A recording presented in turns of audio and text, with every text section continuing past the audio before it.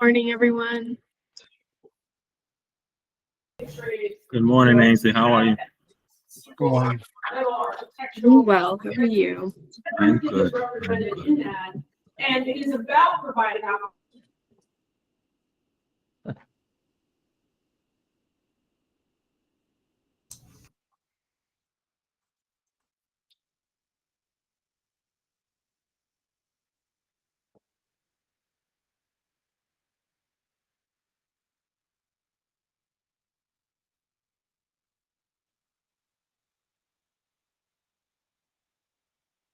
Do we have audio? I think we have some AI note takers. Yeah, I have that. I thought you had turned the sound off because there was some background noise, and then it disappeared.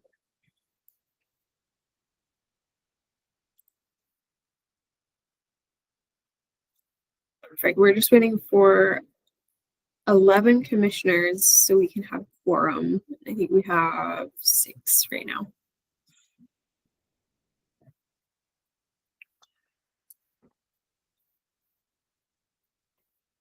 I hope everybody's enjoying their fall so far. Yeah.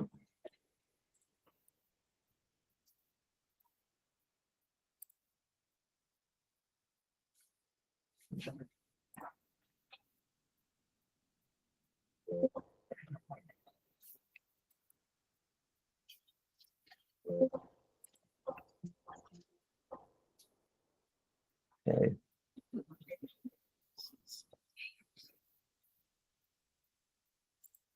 Perfect. Just 2 more people and then we'll have quorum and can get started. Okay.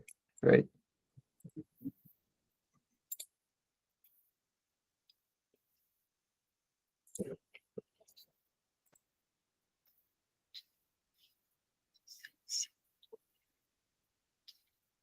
All right. I think we can get started. Okay. Good morning, everybody. Morning. I hope you've Good morning. been having a good fall, as I mentioned, and that getting ready for a wonderful Halloween. So, I really appreciate people being able to meet since we can't meet till the 19th. We had some business we didn't finish at the last meeting. So, as you can see, the agenda is up. So, I guess we should call the meeting to order. I guess we have our quorum, and Ainsley has a couple introductions of some new commissioner members. So if we could do that, let's go ahead. Thank you. So we have 2 new commission members, Dr. David Pinder. He is the superintendent for the Department of Juvenile Services. If he wants to go ahead and introduce himself. Hi, everyone. I'm excited to join the commission. Just a little bit of background. I've lived in Baltimore all my life and spent the last 20 years in DC public schools as the chief of leadership and assistant superintendent for schools. I'm excited to be in this new role and hear the incredibly innovative and exciting ideas, and hopefully I can contribute. So thank you, and looking forward to working with you. Welcome. As a former DC teacher, I appreciate that. Thank you so much. Oh, okay. Where were you? Where were you? Eastern High School for 5 years. And that was one of the schools I supervised for many years. That's pretty cool. Yeah, but I'm a little before your time. I dye my hair. Don't I dye it? Well, we both have hair, so that's our blessing. All right. Welcome. Thank you. Ainsley. Yes. Oh, sorry. We have, so as of this morning, we have another new commission member, Dr. Natasha Cornell from the Maryland Higher Education Commission. She is the Director of Academic Affairs, if she wants to introduce herself as well. Hi, thank you. Good morning. So to be very transparent, I literally just got the invite a few minutes ago, so I don't have an agenda. I'm not quite sure what my role is, but to your point, I'm Natasha Cornell, the new Director of Academic Affairs at MHEC, and I work with Emily and the secretary. So I'm kind of very interested to kind of start this conversation and see how I can actually contribute. So thank you so much for the invite. Thank you, and welcome. And this is a very active commission, and we look forward to your participation. And it's been a very positive commission as well, if I say so from my viewpoint. So I think you're gonna have a lot of very constructive, good things to see and do. Ainsley, I guess are there any other introductions we need to make? Not at this time. Okay, so just to explain for the benefit of everybody, that are two new people as well. We meet every month, usually the first week. We did that in October. We didn't finish the business. The business at hand is to turn in an annual report to the governor, to the Speaker of the House, to the President of the Senate by the end of this year. And we're trying to do that by the end of November. Since we didn't vote on all the recommendations that our subgroups have developed, and we had to have the whole commission approve, we're doing the last few of them today. So you'll see a list that Ainsley will put up of what we accomplished, and then we have some to finish. Now, since we have a quorum, since you are duly designated by the folks that you'd represent, or the positions that are on the commission, you can vote if you like. If you feel that you don't know enough, you can absent yourself from voting. That we have a quorum, so of the number of people who do vote, we will need a majority, but no, we don't need a majority of the quorum, according to our legal advice. So the fact that you're here helps us have a quorum, but you can vote or not, or ask questions as well as we go through this, and we try to make it as briefly as possible. Today we have an hour schedule, but we don't have to. I don't know if we'll have to meet that long. What happens next is, once these are approved, Ainsley and I will work to put all the recommendations together with the committees that have been working on them. There'll be a list of recommendations, you'll see it, and then there'll be rubrics that explain them all. They'll go into the report. We'll share that with all the commissioners when we have a draft form, and then everybody will have a chance to comment on it, and then we will go forward with completing the report and sending it to the governor. And the governor takes usually a few weeks to approve it, and so we wanted to get a jump on that, so it would be in time for the legislative session. There are 3 delegates who are on our commission. I think, looking at the list, they're all present on the commission today. They have gone forward with some legislation on their own as a result of these recommendations. So their legislation will be separate from what we do, but it's a result of all the work they've done and we've done as a commission. So we've already begun to affect what the structure of prison education and the activities are looking like in the legislative process. And we have had a lot of really good response from public safety and Department of Labor on implementing some of the recommendations that we've already come up with. We've had a lot of people who have a lot of good knowledge and have contributed and pointed out things that we do better, that we can improve, etc. And we've gone forward. I must say, Labor and Public Safety have been extremely cooperative, because we're trying to be a positive commission, we're not trying to critique, but we're trying more to find out what's going on, look at the data, come up with recommendations, and go forward with some things to make things work better. So I think that the commission has been very effective at this point because of the composition and the energy of the people who are on it, and the sincerity of them. And so I don't know if anybody else wants to make a comment on what we've accomplished so far, but we should probably go ahead, just a few comments, and then go ahead with discussion of our minutes or approval of our last minutes, and then go ahead with the recommendations. Are there any comments that anybody else would like to make on the commission before we get started?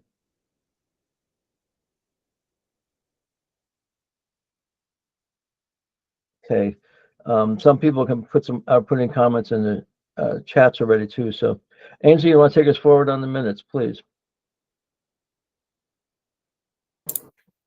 Yep, here are the meeting minutes. I just want to make sure, especially with the voting, that everybody feels like I captured the votes the way that they were put in the chat last time.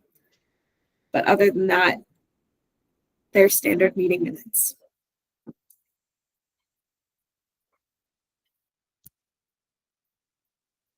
Ainsley is our resident AI, and she does a great job on putting the notes together, I must say. And so all our notes are kept and are public. And for benefit of new members, we have a Dropbox where you can access any of the previous materials and actions that we've done. And so if so maybe Ainsley can make sure that you have those resources available to you. Some people have been doing AI note taking as well and sharing them, and that's voluntary if people want to take them or and use them. So, are there any comments on the minutes? If there are any comments, let's do them now. Any suggestions, revisions?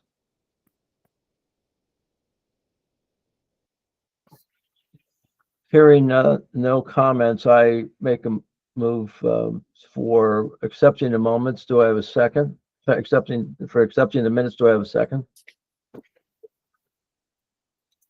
I'll second. Thank you. So the minutes are accepted, and so we should go on to a recommendation. Ainsley, do you want to recommend a real quick, just show really quick the ones that have been approved for the benefit of our new people, and we can. So on the career technology and workforce, we had 5 recommendations that have been approved. That one has to do with licensing, where there's a lot of work that needs to be done on that to make sure people are able to achieve a licensing. So we are getting involved with market outcomes, with transitional programming, which our labor has been working on quite a bit. We are looking at a pre-apprenticeship program for graduates into community apprenticeships, and we are looking at legislation to create a line item for certified peer recovery specialists. That's one of them that the delegates are working on.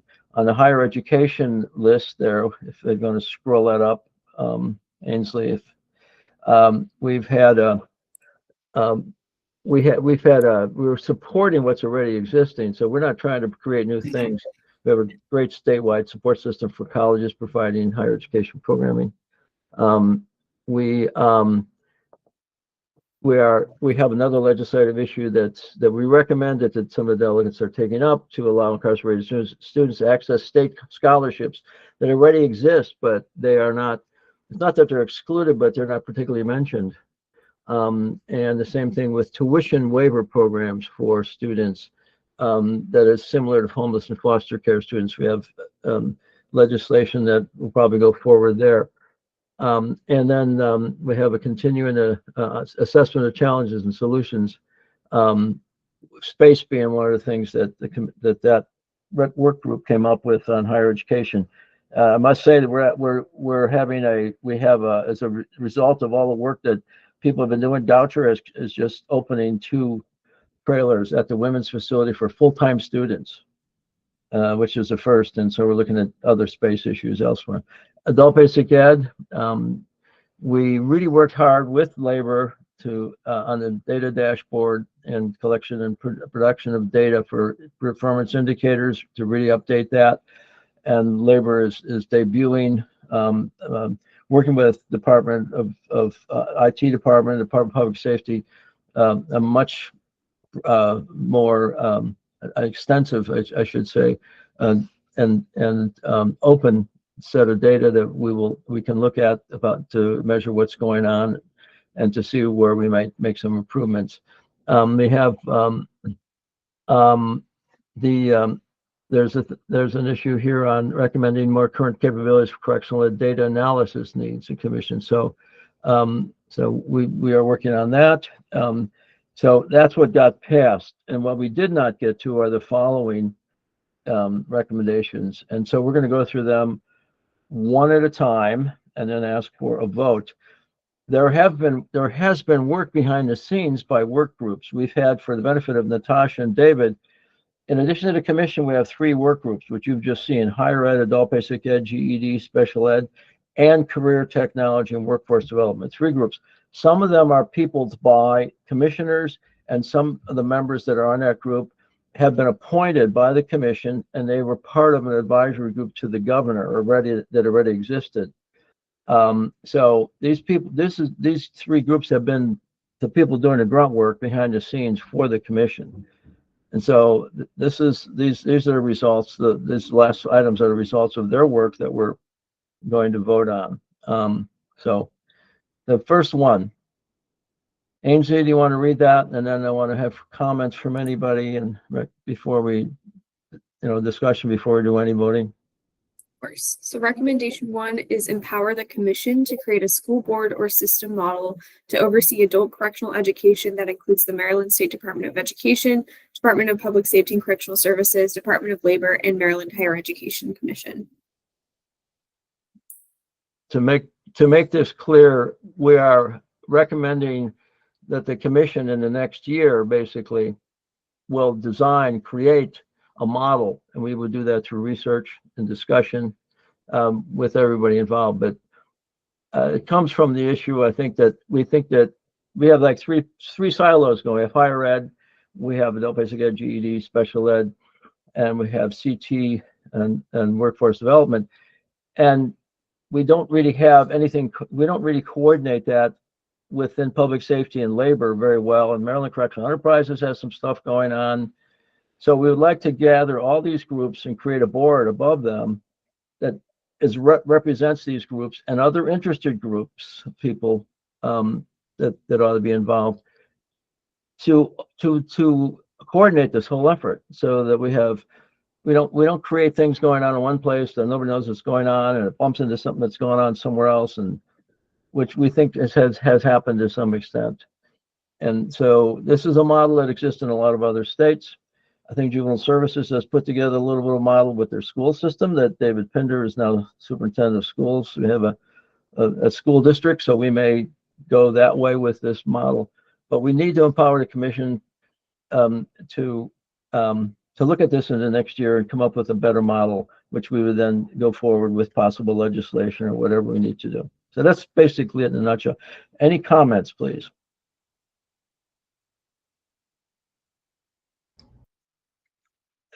Delegate Embry, please.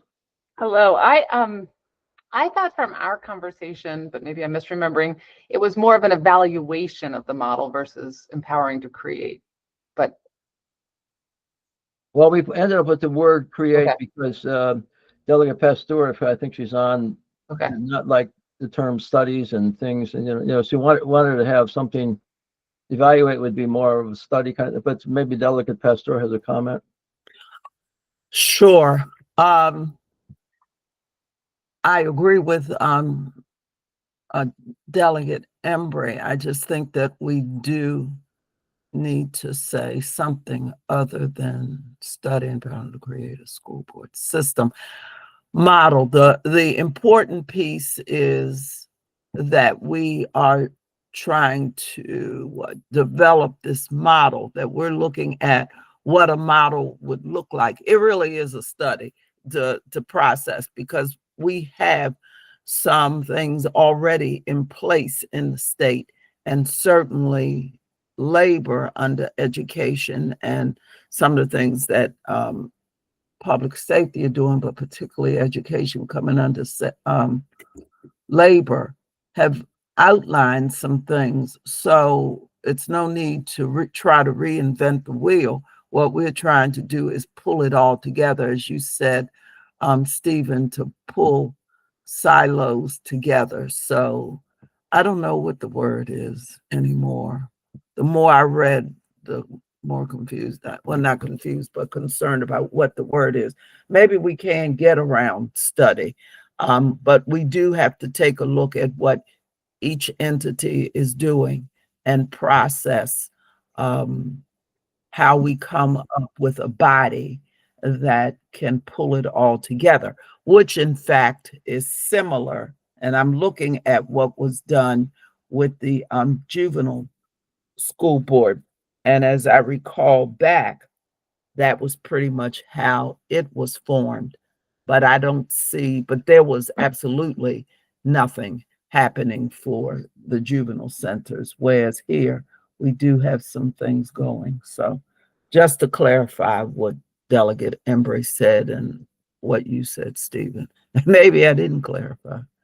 Well, we want to get rid of the word study, and because that means it just sort of gets relegated and never gets done. So we want to do something stronger, and that's why we wanted a word. We put create in there last time and develop. I mean, that's fine with me. We want to put together something we can look at and vote on as a recommendation, and then from that we can only recommend, and then it's got to be goes back to whether there's going to be some legislation or the agency. Well, we can also assess, not necessarily evaluate because they're doing the jobs, but to assess what we currently have to create a model. Okay. Because we're going to have to do that first. We have to assess what we have, what our parts are. That's what I've been doing since our last meeting, going back and trying to find enough information on what is happening from the departments. So I'd like to hear from someone else, but right now I'm sort of at assess what we have, but I don't know what the next words would be to create the model. To create Elizabeth, Delegate Embry, would that work for you and Delegate Simpson? Even though this is my piece. Yes, I just, I thought in our conversation, we hadn't landed on what the precisely correct model was, but I think the language has been written is great. Yeah. Yes, you're right. We had no model. And so we had no model to put forward. We were really trying to give something to the legislature that said we will put together the folks to do a model. How about to assess and create to assess current models and create alternative school board system models? Then we get both words in there, and it's better than a study because we're actually going to do some assessing. We're going to do some creating, and we do have some models from other states to look at. That's what we want to look at as well. And I see David shaking his head. I'm sure he's looked at some models in other states. And this is where, as a new member, you and your experience now would be very helpful with this. Well, David might, yes, he might well have some thoughts, whether he shares now or later. He may have some thoughts. I don't know. I do know what was done, even though I was not a delegate then, but I do know what was done to get to the school board that we currently have for the youth centers. But David certainly would be a good person to have input. And certainly I'm going to spend time with David as we move forward with this, if it is voted on. You're on silence, David.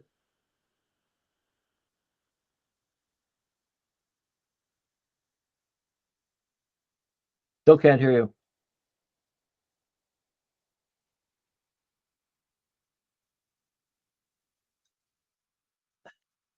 So, well, hopefully he can resolve his sound issue here. But I saw you shaking your head, yes. So I know you have something to say. And maybe you can put it in the chat if you can't. Yeah. And you can come back to this later. But so do we have any other suggestions on this? Because we've wordsmithed this thing 15 times. And want to get something that we need to work on, because this is at the essence. We're a commission to education reform, delivery system reform commission. So we're going to reform something. So we need to come out with that as our major issue for this next year. Well, Ann did put something in the chat if you want to look at it, Stephen. Okay, let's see with my chat here. Sorry, it was just a proposed language, and, create a plan for a school board system model or create a plan for a model school board system. And then at the end to present in the December 2026 report. So it's like we're creating the plan with a date that it's going to be presented kind of. So I feel like that makes it like a study without being a study, and it has a due date. That was the purpose of that. Okay. I like that. I like that. And having an end date, yes. Yes. That's great. I have an end date, yes. And otherwise we do this for years, and we have 4 more years to go, and I don't want it to just drag out for 4 years. Okay. Mm. And so we're gonna, in the front end, commission to go back to the front end where it says to assess and to put in, to create a plan for school board system.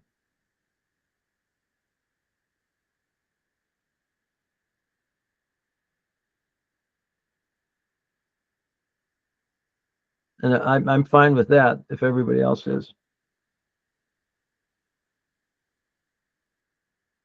Okay. Mm-hmm. Anybody else have any more comments on this one? I mean, the commission can always go back over its recommendations in the next year. I mean, we're not tied down, like this is concrete. This is guidance for us. So, we're going to develop this in one way or another, but we don't know what direction it's going in. Well, I'm going to put it out there. And so the likelihood that it passes this year is maybe slim, but it gives us some work time. We can do the work. It's simply asking, especially with the inclusion of the date, some work time, plan time, but it's still whether it's approved as a recommendation, I'm still stick it out there. Okay. All right. And we're really happy to be working with you in any way we can on this, because you guys have been terrific, and you're taking the leadership on this one, Delegate Pasteur. Are we ready for a vote?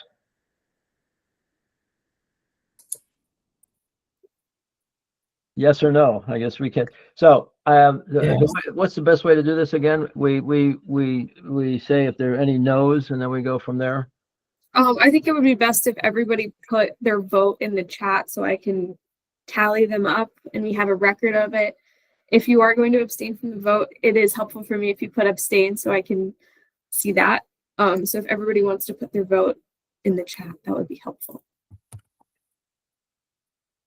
Okay, we'll let people do that.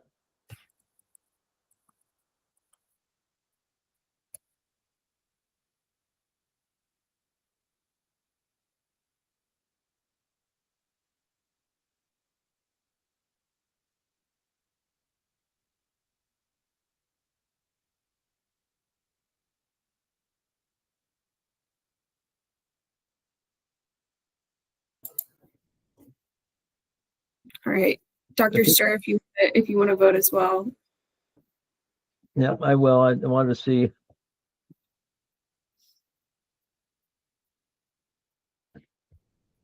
Okay, sweet. So we have a majority of the vote, so that passes.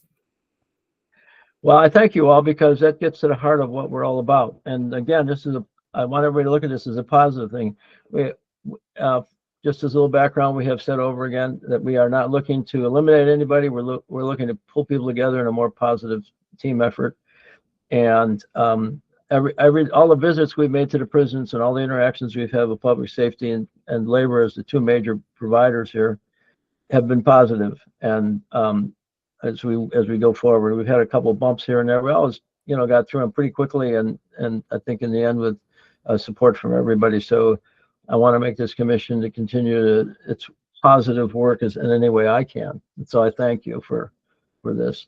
Okay, this is another one, and I don't know. I mean, let's have a delegate, because that's going to be a piece of legislation too. So, which one of our delegates is going to recommend this? I believe it was Delegate Simpson, but she is not here today. Okay. Oh, which one? Where are we? Maryland, and recommendation number 2, the Maryland Code labor change it from 240 calendar days to classroom. Oh, right. Yeah. Let me explain that then for the new members. The current legislation says that if somebody enters the Division of Corrections facilities and they have at least 18 months to serve, and they don't have a high school diploma or GED, which are both really high school diplomas, they have to attend school for 240 calendar days. And as we look at all the data we've been able to gather, a lot of people get enrolled and then don't go to school because there's closures, but the clock keeps ticking. They're enrolled even though they don't go to school, and all the efforts of people to reach them through packets and than now trying to do virtual learning and all that. We have so many institutions that are short officers of schools closed a lot. So people are not getting into school. So we want to make sure, and this goes back to, I really think this goes back to John Feaster saying, seat time. We need people in the seat in the classroom. And we're not getting it. So if we change this in the law to classroom time, it means they have to be present in the classroom. And then the dollar in public safety can define classroom, because if we end up coming up with, situations where people can go with technology and Zooming and that kind of stuff, maybe we could have, that qualifies as classroom time. But right now, a lot of people, some people probably, and might not even go to school at all during that time and complete their mandatory ed. And that's not the intention of the original law. The intention of the law is to get them in school to learn so that they acquire skills and are able to do better when they get released. So that's the background. Any other comments on that? And those people who voted absent can make comments, please. So, go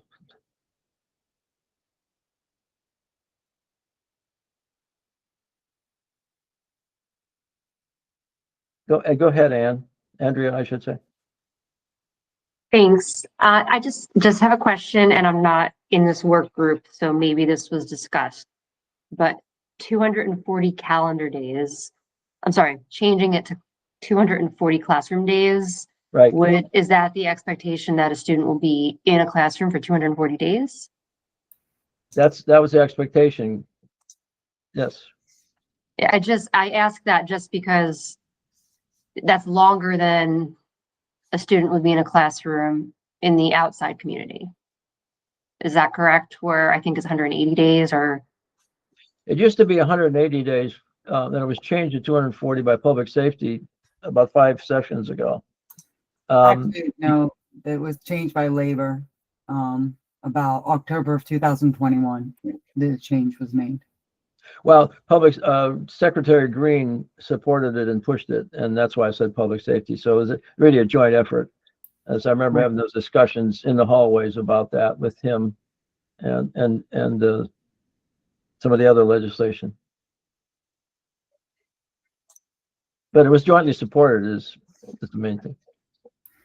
But Andrea, what that means is right now with calendar days, that means that it is 240 days, Monday through Friday. And that means that they could be not there in that classroom. It could be a holiday. It could be anything. And that 240 days from the day they are admitted in mandatory education as either an adult-based ed or GED student, it is 240 days, Monday through Friday, no matter whether their butt is in the seat or not. What they want it to change is that if holidays don't count, days out don't count, court days out don't count. They have to physically be in the classroom for that 240 days to count. Now, what we got to realize though, is 240 days, when it moved from 120 to 240 days, that caused labor to have wait lists. It caused labor to have issues with students who couldn't get through 240 because they were released prior to that.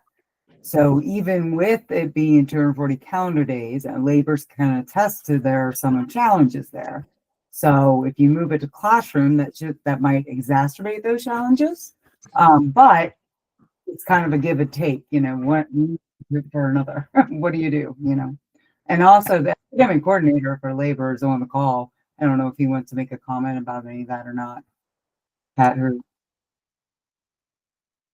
or John, of course. Yeah, Danielle, we definitely, and you were with us back then, we definitely saw a change in doubling the time from 120 to 240 days, causing kind of that wait list or backlog for those students waiting to get in. However, the flip side of that is you're right, that 240 days, especially for an institution who has frequent shutdowns, we have some students that get through that 240 days with very limited direct instruction. If I might just offer a caveat to this, Maryland, of course, I'm sure as you know, under COMAR does not require seat time to earn credit. I don't necessarily have an issue with the number of days. My wondering, as you think about this, is we don't want to put a larger burden on students in adult education to earn a credit. So if you're not, again, in other words, if you're not affiliating the seat time with a credit, I'm good with it. If you're saying they've got to hit 240 days to earn a credit, which would be far more obviously than not only Maryland requires for comprehensive schools, but also Maryland offers alternative options to earn credits faster. So I just didn't want to slow down adults who could earn credits through accelerated ways like Edmentum and other virtual ways if they were 1 or 2 credits away and they would have to serve 240 days to get that 1 credit. So that would be my only caveat as you think about that. Yeah, Well, we don't have we're not credit. credit based. Okay, got it. Yeah, we just part of it would be once you get your GED, then you've met your requirement, and then you no longer have to do the rest of the time. But that also qualifies you now for new programs. So the whole thing about credits is another issue we're going to have to work on, because we should be able to deal with some students who could get a few more credits and get their high school diploma. We can't do that right now, but it's an issue that we have come up with, David. Yeah, I'm not- by the way, for the record, if I may say this, Danielle, I'm not the one that pushed 240 days from what was Pat said 120. I thought it was 180, but anyways, it got increased significantly in the past, partly because of issues with attendance or whatever, and all that. I'm not fixed on that. I just hope that we would make sure that people sit in the room, and whatever the numbers of days are, could be discussed. Could it maybe go back to 180 or something? But if it's real time, classroom time, that's what the goal of this is. So I'm open to letting people say 180 to 2 instead of 240. I don't care. I just think people need, as John Feaster said, sitting in the classroom face to face with people is what we need. Plus technology, but not just sitting around or just doing technology. So the going to the 240 classroom days, like we said, the only issue that you have coming with that is that, that does push back it's not going to be 240 days. You're talking closer to 300 in some days, once you count in holidays, days that they're not in, days they miss class, Right. days not. So whether or not somebody even has that amount of time to be able to do that many days is mandatory ed, and then also continue to go get their GED. In addition to that's more time they're going to be in that seat, and then there's somebody else on the wait list who might have an earlier release date that is now not able to get into class because of that time. Where now if you kept it at 120 classroom days, and then they might actually be accomplishing 240 days in class at that point. The way we looked at this when we did this back in 2021 was we physically looked at how many days in the classroom does it take a typical student to get through and pass the GED. So we did like 3 months worth of data of multiple different schools. And we also looked at other states. There are several states that have 240 days also, including the federal government, the feds, federal prison system. So when we did that, we did calendar days was kept there for a reason, is because that then met you got the 120 days out of it if they were doing 240 calendar days. So just a caveat there for that. Well, I would like that. Maybe if we use this recommendation and have an alternative in the recommendation, I don't care. That'd be good. And then the delegates could work on the legislation for this, because I really do think we want people in class for. I mean, 120 days. If you divide 30 into that, I mean, what's that? 6 months? I mean, no, I'm sorry, that's 4 months. And so getting people in school for 4 months. But we have a lot of people who would be waiting, and we need to get them in. We have a lot of people who already have, want to go and can't get in because they're less than 18 months, but can't get in. I think we need to open up the school. So I don't have any problem with 120 classroom days as opposed to 240, especially since we're losing some space now with the loss of MCIJ coming up. We're going to have less capacity, and I think from always. So, what are we going to do here? Could also have that labor recommend that labor take a look at current enrollment, the way that 240 is currently working in the facilities, and then come up with a number for classroom days that would be acceptable to what it looks like currently in the facilities with the way, and you're right, with MCIJ changing, that sort of thing.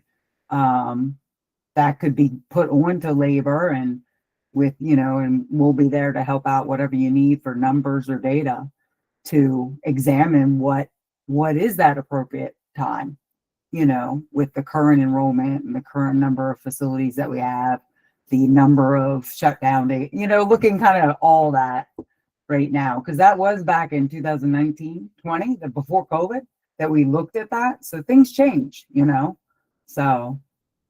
Well, I mean, this is our recommendation, so I think the recommendation too is ours, and then the delegates can take this and go forward with legislation or not. So if we have this as our recommendation, and over the next year, we're going to look at this, and keeping these three alternatives we have here, then we can come up with, something we can really agree upon over the next year. So I like the recommendation with the alternatives. So that gives us the power to go over and really study this issue. John, what did you want to say? I wanted to make sure you got. Yeah, and my hand's been going up and down while Anne's hand has gone up and down. I was hoping she was going to say this as a matter of fact, but I think that we should examine why this recommendation existed. I just want to clarify that my insistence on the importance of a student being in a seat was very specifically in response to just shutdowns. So I would like for school to be open. And I think that, when you see, school shutdowns at 50% or what have you, they've got to be in the chair in order to earn, that GED or to get the instruction that they need. But Anne had a really good point when this was put forward that I agreed with, that more or less extending the mandatory time actually allowed for students who were removed for whatever situation, to SEG or something like that, gives them an opportunity to come back into their seat without having to go on the wait list. So I think that and I don't know if you can add a little bit more to that, but I think that was the primary recommendation for this. Yeah, and thank you. Yeah, it was. And I took my hand down because of number 3, because Rochelle had made that really good suggestion last meeting that we create this data-driven requirement that could include protections for people who were taken out of class and wanted to get back in without forcing people who didn't want to be in school to stay there for 240 seat days, which in a place where you're shut down 80% of the time could scroll out to like 3 years, right? Absolutely. Exactly. So I mean, there's some real, it might be that this requires a really well constructed and detailed solution rather than just a blunt instrument. And so when Danielle echoed Rochelle last meeting with that number 3 is where it's at for me. So I took my hand down. All right. Don't we have that in here? I mean, I want to also look at the time here. We don't want to keep people over an hour. I think we can cover that kind of discussion with the alternatives we have, especially the last one, data-driven requirement for time. I mean, I think we have in mind what people want to discuss on this over the next year. And for the commission to discuss, I think we have it. And I would like to just say if we could maybe vote on this now for yes, up or down on this recommendation to go forward, because we have another 1 or 2 that we need to do, and I want to make sure we get to them today. I just want to make sure that Delegate Simpson has a chance to speak. And then when we are voting, if I could just clarify if we're voting on this one to like recommend or endorse the third one, if that's what you meant. But Delegate Simpson, go ahead. No, I said we should just keep it as it is, and then the commission come back and look at these recommendations and alternatives over the next year. And I think we could accomplish everything that people have talked about by studying it over the next year. But the delegate needs to talk about what she wants to do. Well, first off, I just wanted to clarify that when I looked into this particular law is specific when we're talking about days, and we talked about, class calendar days and classroom days. It really is at the school level of them being available, and not necessarily, I think it was brought up about the seat level. This really is about schools that they are open and otherwise have, it's not the student being there. It's saying that your school is open 240 days out of the year. It's important in this setting that this be rolling and not necessarily calendar days, right? Because people are serving at different times. I would prefer to take the classroom and the calendar out, make it days. I think where we're going to talk about what the requirements for the individuals are, that's going to be at that school board level that we want the prison, school board level, that we will actually talk about what is reasonable. I think we need to look at it a little bit further, but I don't think we should delay on this legislation of taking the calendar. We won't substitute classroom unless we feel like at some later date. Let's make it days. Let's not at this point. I don't think at this point we should change it to 120, only because I also don't want to say to labor, hey, you don't have to provide 240 days of instruction or even try to do 240 days of instruction. Remember, this is the instruction level. This is the institution level. This is not the student level. This is providing the opportunity for X number of days, just like in a school, right? We're counting snow days, we're counting, the water pipe busted, we're closures, all of that. I think why we wanted to put this in is so that it could also be rolling for different students. Yeah. And then we can fix it and clean it up later, but I definitely think it's something we should be talking about, that it's not the same for prison education as it is for somebody at a local high school. And Delegate Simpson, I just wanted to add that we offer the opportunity on a voluntary basis well beyond the 120 days, 240 days, so on and so forth.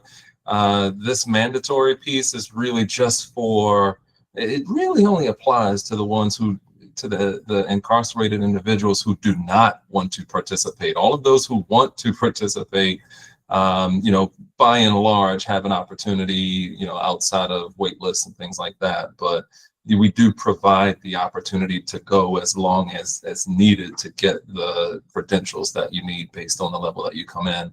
And I think Danielle may want to add. I want to say something just from a case management aspect too, but where the 240, you're right. It is specifically for an II who does not have a high school diploma or doesn't have a GED.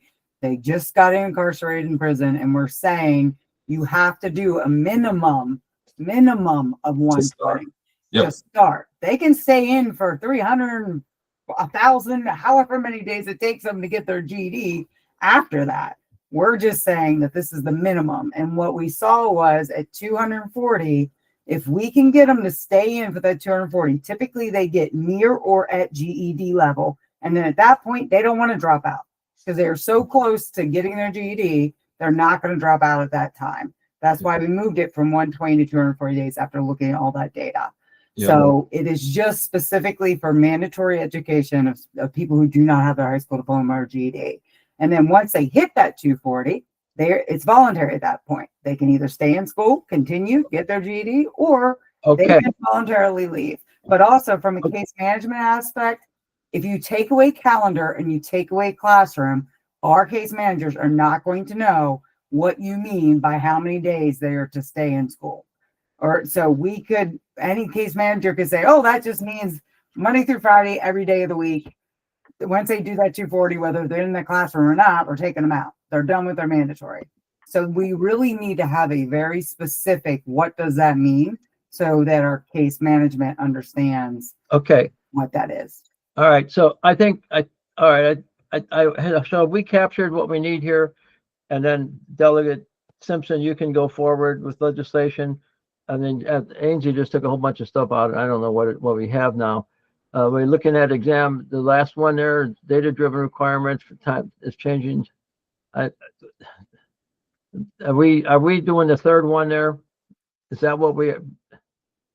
Yes, I tried to combine them all into one so we all have like opportunities to look into this further with the kind of things that we're looking at, if that makes sense. Okay, and so we're going to do recommendation number 2 as it stands here. And I guess Delegate Simpson, you are still able to go forward with your work at the legislative level. So this is what we're going to do in the next year. And so if everybody's okay now, because we have these notes when people are discussing that, we can go back on this when we come back to this stuff. All right. So I'm going to call for a vote.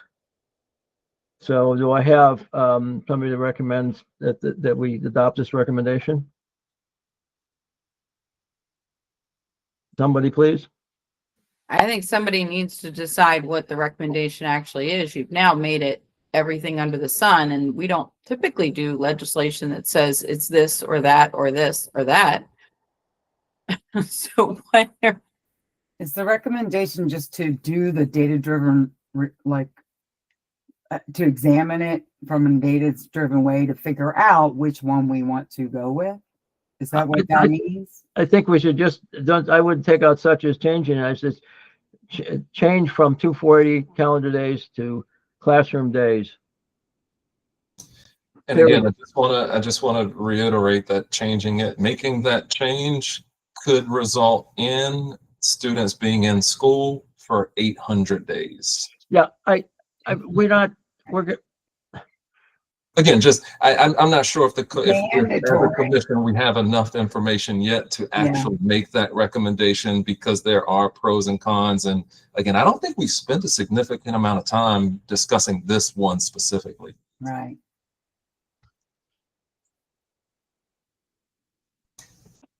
So does this reflect a little bit more like just create a data-driven requirement for time spent in mandatory education? So it says that, throughout the next year, the commission is going to take a look at this issue more in depth with more data to come up with what exactly like the day's situation is going to be. Well, do we need legislation for that, or can we just do it as a commission? I think that can just be done as a commission to look at over the next year and then decide. That's what we were doing in the first place, just examining and take a recommendation. We're doing it now. And now I don't know what we have up here. I thought we were going to examine and recommend, data-driven examination of changing calendar days to classroom days from 240 to, I thought that's what we were going to do, which mandates nothing per se. It's we're going to do a study first, and then the delegate was going to look at the law and do some legislative kind of thing separate from the commission, but as a result of some of our work bringing that issue up. So I'm afraid we can run out of time again here, not get to a couple. There's a couple people who say that we should table this recommendation for another time when we have. All right, we're gonna put it in future activities. Yeah. We have a thing called future activities, and the delegate will, if you want to go forward with some legislation on this, we'll be happy to make ourselves available to work with you on that. Okay. And I'm more than happy to work with John and Labor and that team to figure out how we can best go about making that work. It's tabled. It goes into future activities. It'll go in our report so we don't forget about it, and we have notes for it, and we'll come back to it. It is important. And I'm going to keep bringing it back because I'm going to keep saying John said seat time, and I agree. Recommendation number 3. This one has been talked about a lot in committee, so I'm hoping we can get through this one. We have students, particularly from our special ed students, who are just never going to get a GED because of some intellectual disability. And so they don't get anything, but we need a certificate of completion as they do in public schools. So we need to look at this and how this can be done. And we're asking Department of Labor and MSDE, because this is particular to MSDE, to look at this, which they've been doing. And we had conversations with them on this in the last week or two, and come up with a written update to us March 31st and complete some kind of recommendation by the end of fiscal year 2026. That's been worked together pretty much on in a committee, and I'm hoping we can just kind of go up and down on this one, because we're not doing something very specifically here. We're asking for MSD and Dollar to come up with something. Okay, so I hope we don't have too much discussion on this. Are we ready to vote on it, or is there somebody who's got a real problem with this? Alyssa. Hi, I just want to clarify that maybe the first sentence should just be clear that it's only referring to students with disabilities. The first sentence, I know it qualifies it in the second sentence. Okay, students with disabilities. Yeah. Good. Thank you. Christian? Oh, yes, thank you. I think this might have been a basis of recommendation I submitted, or maybe part of it. I didn't quite follow all the discussion, but was there any discussion for, again, students that aren't disabled, but again, come back before they are are reintegrated before they're 18 and then want to finish their GED, has there been any discussion on that? And Alyssa, you might, I think you're up and help me with that, what I'm talking about, based on the MEJC recommendation. Right. So this would only be for 18-year-olds and older, because if you are under 18 and you're in the adult correctional facility system, you're going to be at Youth Detention Center, YDC, which has an in-school program through Baltimore City Public Schools where students are actually working towards credit. Mm-hmm. So it's kind of, those students are carved out. So this would only apply to those students who are 18 and older. But I do think your point is well taken with regard to what about those students who do not have an IEP, who are going to have a hard time making it through the GED. And Steve referenced that in terms of students who might be close to credits or might be more successful in a credit-based program as opposed to the GED. And I think that was something that the commission was going to look at and maybe make a recommendation, maybe not this round. I'm not sure, Steve, where we are on that, but yeah, I think that is something we wanted to come back to that separately, get this encapsulated, do it, and then come back to what you're talking about, Christian, and deal with that group separately. Okay, yeah, as long as it's like being considered on the table. But yeah, my understanding is this group, right, of a non-IEP student, it's like a legal loophole we could possibly correct that would enable them to access that. So, okay, I'm fine with that. I just wanted to make sure that was, like, again, being considered and developed as we go along. Okay. And Danielle makes a good point, just to recognize that we're talking 18 to the end of the school year in which you turn 21. Right. So are we ready to vote this one up or down? Okay, so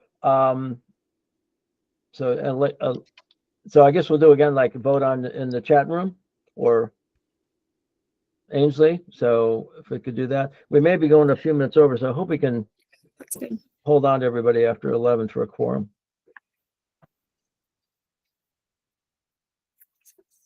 So as Mayor Daley used to say in Chicago, vote and vote often.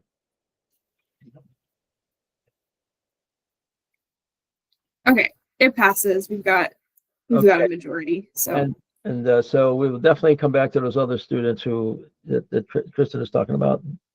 And then we got the recommendation number 4, report on how many licenses have been denied due to criminal history since 2021. And we had some discussions on that labor is involved with that, and there's a lot of things that need to be considered, but we're looking for a report at this point and so we can go forward on this discussion. It's a very complicated one.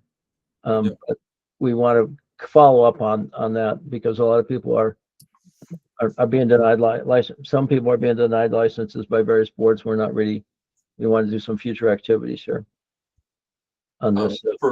And just to add that is a Maryland Department of Labor function. I am in contact with the commissioner, and I think that this is, I'm going to abstain from the vote for whether or not to include it as a recommendation. However, it is a thing that I think is reasonable to recommend and request.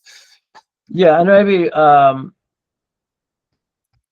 maybe what we can do is just, I don't know if we want to put an end date on this, but come up with a report by, you know, I mean, John, I'll just ask you, how about come up with a report, some kind of report, and you have the liberty of deciding how extensive that'll be, but by June 30th or something? Yeah, for what it's worth, if you were to submit this as a request, I would be able to facilitate getting this taken care of for you. And I saw that Christian had a question in the chat. Yeah. I think that maybe we call them professional licenses. That may be a little more accurate. Yeah, that was my flag. I think we need to make the recommendation. Or more occupational accurate. licenses. Okay. More detailed. Okay. Professional, yeah. Okay. And been denied to whom? Oh, due to criminal history. Got it. Okay. Due to Maryland. Okay.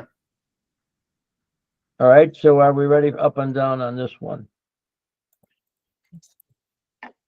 Yep, we can vote on this one. Okay, everybody vote yes or no on this, please.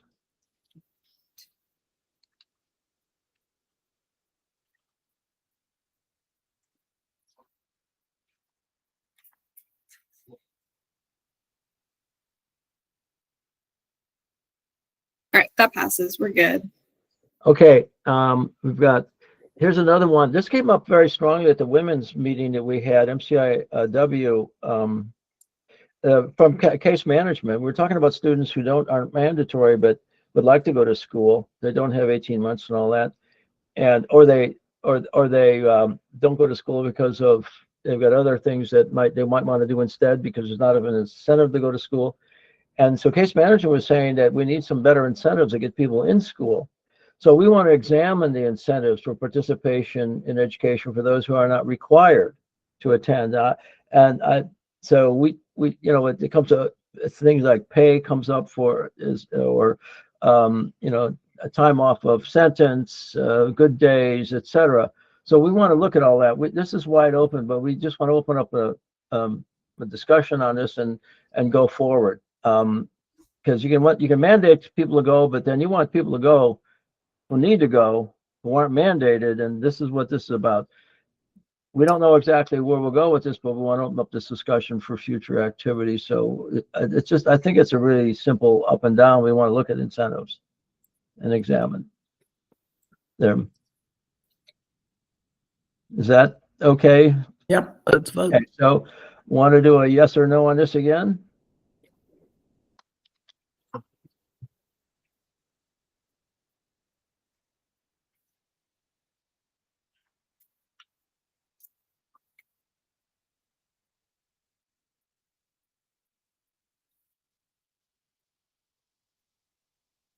Awesome. That passes. Okay, great. Good on that one. Now this one is near and dear to the heart of Ann Bocchini.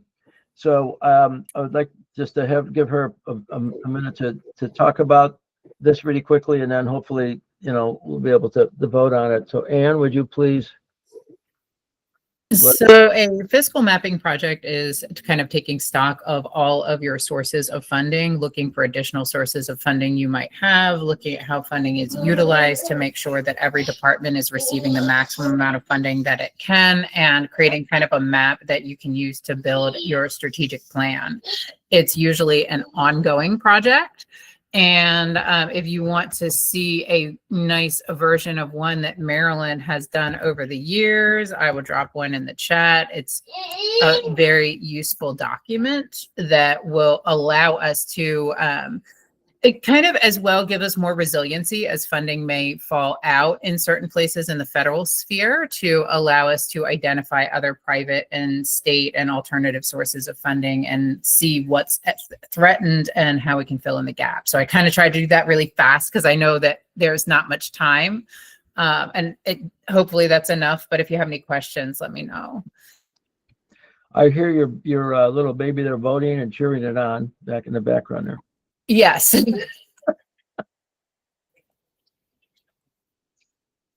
Any questions about this? You've put together quite a bit of detail before that you've sent out to a good number of people. So,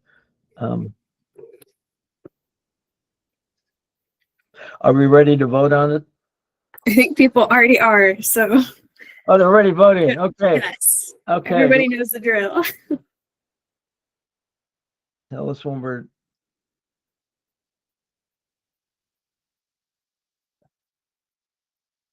Perfect. That passes as well. So thank you, everyone. Thank everybody for giving this extra time. And I don't want to take us on any longer. I just want to wish you all a happy Halloween.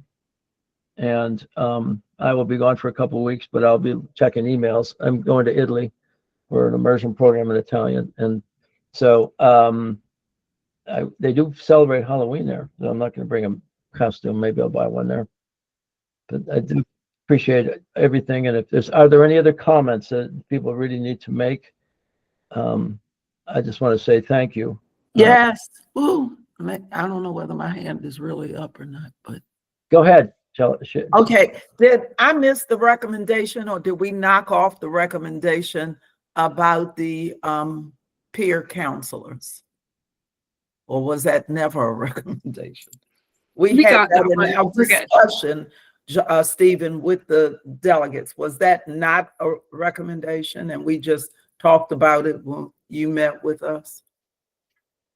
We did make that recommendation, didn't we? Yes, that's and it was recommendation 5 under career technology. Okay, yeah, it passed last time, Delegate Pastor. All right, which number was it? Can I see it? Obviously, I was delirious. Yeah, so it's recommendation 5 under career technology and workforce development. Okay, thank you. Yes, but thank you for reminding us. Okay. Oh, and Ainsley, change it. This is why I asked, because when we met, Delegate Simpson was going to do it, but I have the materials, and so I'm going to do it now. A bill around it. Well, we really appreciate the work of all the delegates. You guys have been terrific. I mean, you are busy people and important people in this process, because it's government oversight on what's going on and helping us to create legislation that really works is terrific. And I have to thank everybody, but the participation of delegates has been stupendous in this process. So thank you all. I'm looking forward to, Angie and I are going to put together a report.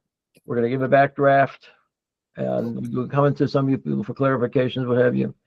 Dr. Judith Lichtenberg will be helping us edit in the final report. So there'll be more to come. You'll see. And we have our next meeting on November 19th. What is it? November 20th. 20th.